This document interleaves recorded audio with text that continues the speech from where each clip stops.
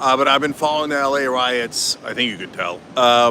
And so I want to tell you who started what happened, protests, riots, whatever you want to call it. As usual, I probably won't make some people happy on either side, but my job is to tell you the reality. So first off, ICE goes to do a raid, and apparently, based on what we're hearing from actually one of our own folks who lives in LA and is in that area, it was a disgruntled employee who got fired, who then called in ICE, and then ICE comes in to do a raid because of that call, and then people stop in the streets to see what's happening in traffic, and partly because ICE stopped traffic. So then when that happens, then all of a sudden ICE gets agitated, whether that's conscious and on purpose or because they wanted to be agitated and they had planned it all along. That I can't tell you, right? But they start firing flashbang grenades and tear gas canisters at the people. Now at this point, this is very important. That right there is, they're not firing it at undocumented immigrants, which they've already detained. They're firing at random citizens in LA. And so for folks who love to get triggered about undocumented immigrants, I got you. But they started firing at everyone, including U.S. citizens. So then when you get hit with a tear gas canister, what do you think is going to happen next?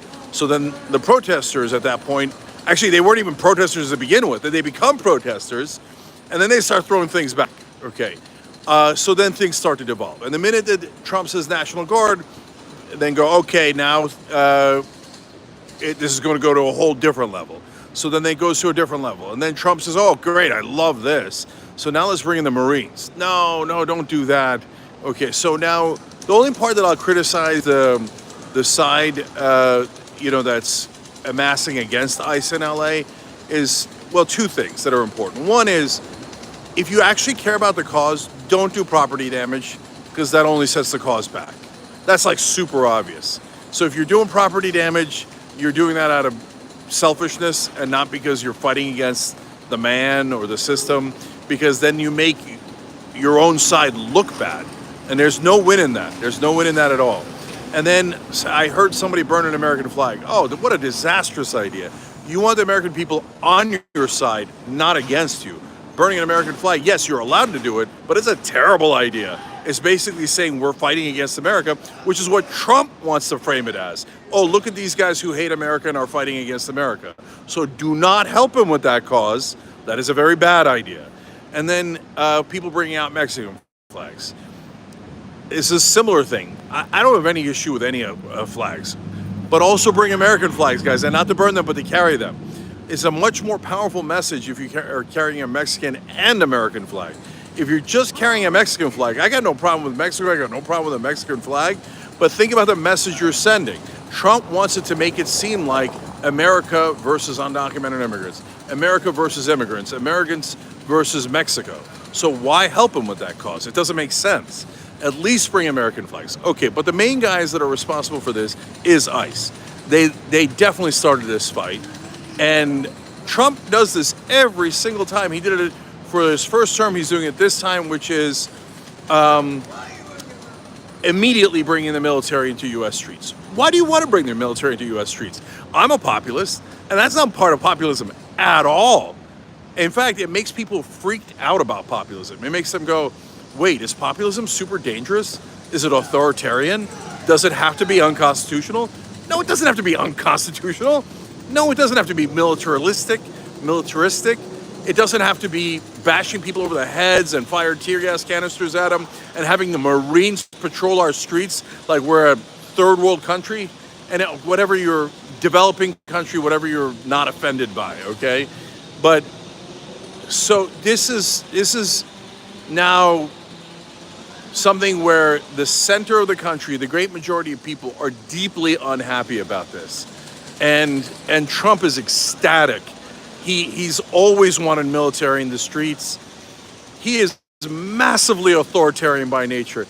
I know if you're MAGA, you can't see that, but then if you can't see that, brothers and sisters, honestly, you're just as blind. Like for those guys, you're as blind as the people who thought Joe Biden was young and dynamic. You really can't see that he constantly is trying to bring the National Guard, the Marines out against American protesters, let alone immigrants. Okay, and why does he want to do that? Why does he want to be authoritarian? Why is that a thing that animates him? That's a thing that I would hate if our guys were in charge. Why does he love it so much?